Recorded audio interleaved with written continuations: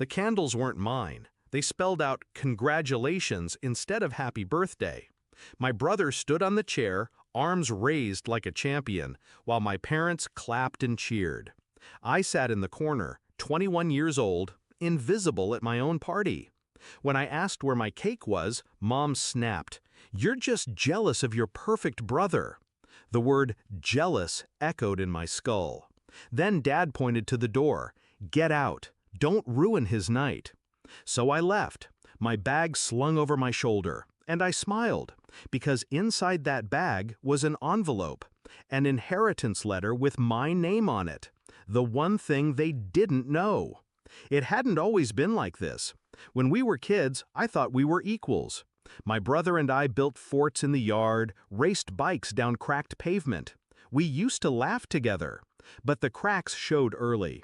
He scored 1A, they threw a barbecue. I scored straight A's, they told me, that's what's expected. By high school, I was the ghost. He was the golden boy. Every dollar, every ounce of pride funneled to him. My achievements? Forgotten. My milestones? Ignored. And every time I tried to speak, the same phrase kept me down. Stop being jealous. But I wasn't jealous. I was awake. The inheritance letter came 3 months before my birthday.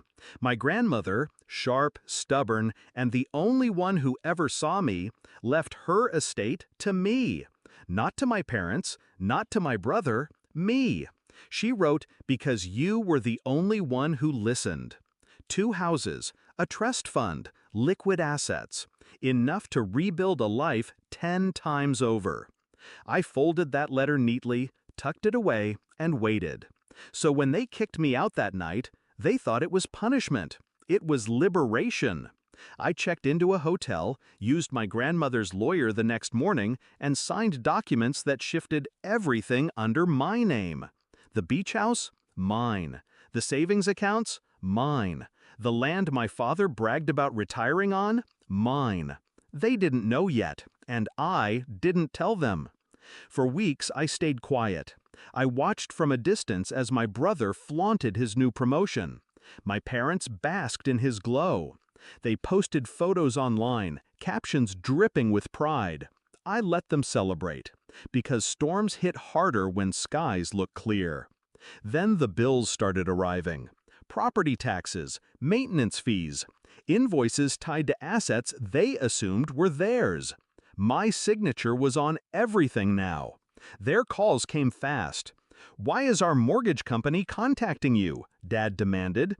"Because it's not your mortgage anymore," I replied. Mom cried.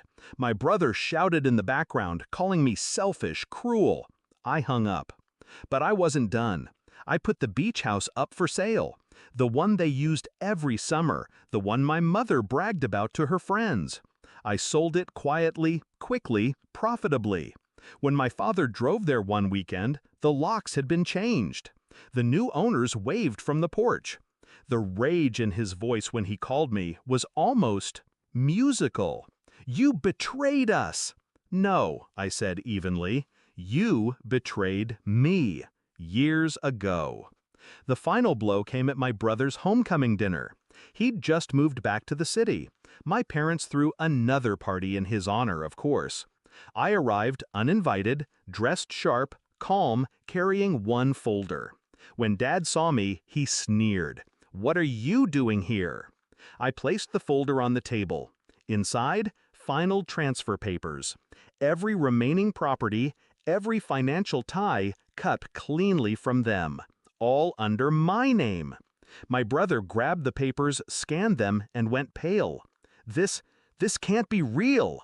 "It's very real," I said. "Grandma chose me. You were too busy being perfect to notice her." Mom reached for me, trembling. "Please don't do this." I looked her in the eye. "You already did." And I walked out. That was a year ago. Now I sit on the balcony of my own home, city lights flickering below, my grandmother's photo on the table beside me. My parents sold their car to cover debts. My brother's perfect life cracked under loans and failed investments. They built their empire on favoritism. I built mine on patience. And when the moment came, I didn't need to scream, didn't need to fight. All I needed was a letter in my bag and the strength to walk away. They called me jealous, but jealousy is wanting what someone else has. I never wanted his spotlight. I wanted justice, and I got it.